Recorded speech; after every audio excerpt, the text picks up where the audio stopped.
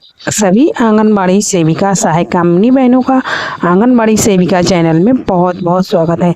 हम खबर लेकर आए हैं बहन, आंगनबाड़ी में बच्ची की मौत पर भड़के चीफ जस्टिस, कहा क्यों रखा था डीजे का सामान, क्या आंगनबाड़ी में नाच गाना होता है, कलेक्ट्रेट से मांगा जवाब। इसलिए ये वीडियो लेकर आए हैं बहनों। अपने आंगनबाड़ी केंद्र में या भवन में या कहीं भी कोई भी ऐसा सामान अगर रखा हो तो आप लोग उसे हटा दीजिए, क्योंकि देखिए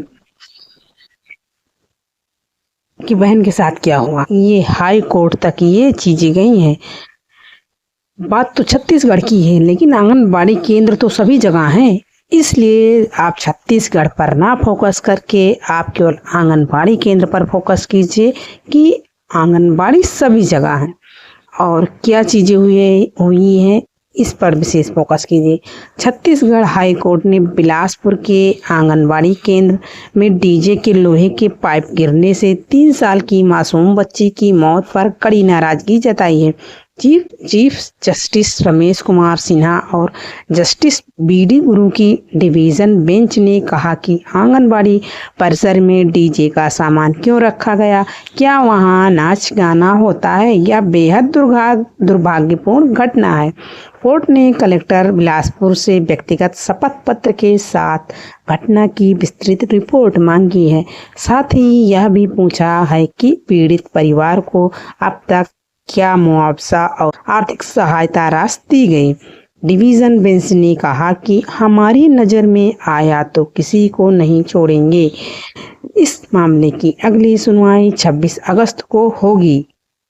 दरअसल घटना सिविल लाइन थाना क्षेत्र की है। बीते 14 अगस्त को आंगनबाड़ी में खेल रही 3 साल की मासूम मुस्कान महिलांग पर डीजे का लोहे का पाइप गिर गया,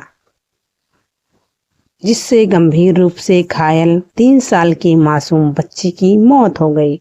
आरोप है कि महिला एवं बाल विकास विभाग और स्थानीय पुलिस ने शुरुआत में मामले को दबा दिया था, लेकिन जब 1 सप्ताह के बाद पोस्टमार्टम रिपोर्ट में मौत की वजह सिर में लगी चोट सामने आई, तब जाकर डीजे संचालक पर एफआईआर दर्ज की गई।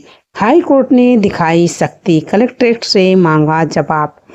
देखिए 15 अगस्त या 26 जनवरी किसी फंक्शन के दौरान देखने को मिलते हैं, तो आप लोग इस पर विशेष फोकस कीजिए कि आंगनबाड़ी के जो छोटे बच्चे होते हैं या बड़े बच्चे, अच्छा 1-2 के भी छोटे ही होते हैं, तो विशेष सावधानी बरतें कि बच्चे उसके आसपास ना आने पाए या कोई ऐसा कमरा अतिरिक्त कक्ष हो जिसमें ये सारी चीज़ें रखी जा सकें, जिसको बच्चे की पहुँच से दूर होनी चाहिए।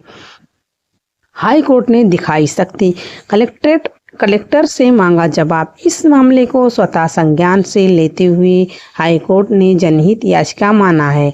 इस दौरान शासन की तरफ से बताया गया कि आंगनबाड़ी में कर्मचारी के रिश्तेदार डीजे संचालक है, जिसने अपना सामान वहां रख दिया था।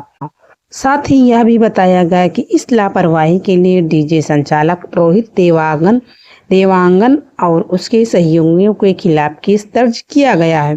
हाई कोर्ट ने इस घटना को बेहद गंभीर मानते हुए बिलासपुर के कलेक्टर को शपथ पत्र पेश करने का आदेश दिया है। साथ ही पूछा है कि पीड़ित परिवार को अब तक मुआवजा और सहायता राशि दी गई है क्या। कोर्ट ने स्पष्ट कहा कि इस मामले में किसी को भी बख्शा नहीं जाएगा।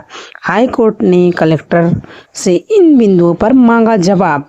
घटना के बाद अब तक क्या कार्रवाई हुई, जिम्मेदार अधिकारियों की जवाबदेही कैसे तय की जा रही है, मृतक बच्ची के परिवार को क्या मुआवजा दिया गया या प्रक्रिया कहां तक पहुंची है।